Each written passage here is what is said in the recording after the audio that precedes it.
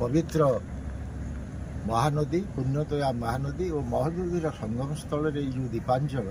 यह एक विरल पवित्रतार क्षेत्र। तेणु एठी ये हूँ उदयवट धाम। उदयवट धामर जो विशेषत्व आज नुह शह शह वर्ष तलू 600 वर्ष तले पंचसखा मालिका साहित्य लिखिं भगवान दास आठी श्री जगन्नाथ तत्वाश्रम प्रतिष्ठा कले एवं कल्की जोटा कि राजलोचन दास कही जाते कल्की उवाच कल्की कथा कहते से कल्कीकर मूर्ति प्रतिष्ठा करी तार नाम रूप आ तत्व ये तीनटा जिनिस को परिप्रकाश कले एवं ए क्षेत्र में परवर्ती पर्यायर कौन हम सी गोटे संविधान करदे गले जो संविधान लिखाही जे एठी मठ मंदिर आश्रम तीन संस्कृतिर मिलन घटिब एवं जगन्नाथ संस्कृति आ तत्वर गवेषणा केन्द्र सह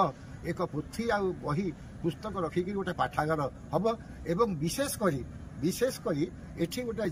जो परम ब्रह्म सहित जो कथबार्ता बा मिलनर जो माध्यम योग से योग क्षेत्र गोटे योग शिक्षा केन्द्र ये प्रतिष्ठा हम से सौभाग्यर कथा जे आमर विश्वगुरु योगर विश्वगुरु रविशंकर जी हाँ प्रमुख शिष्य पालादीप शाखार प्रमुख शिष्य आम गहन अच्छा तापस महाराज तांकु आज आम अनुरोध करूँ एवं आज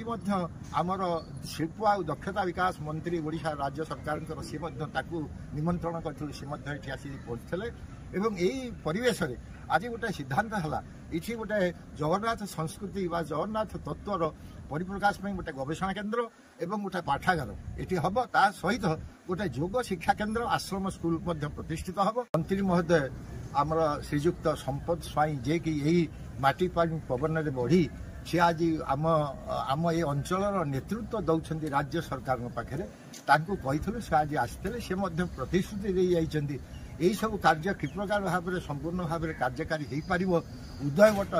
उदयवट गोटे धामर विकास केमती घटब यार पुनरुद्धार सुरक्षा एवं विकास प्रक्रिया सी सामिल हे एवं आज तापस महाराज आम संगे अच्छा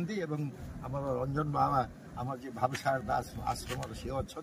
ये कार्यटा कि प्रकार भाव में हो पार आपण मैंने समस्ते सहयोग करके आगू नेले आम लक्ष्य स्थल पहुंच पार।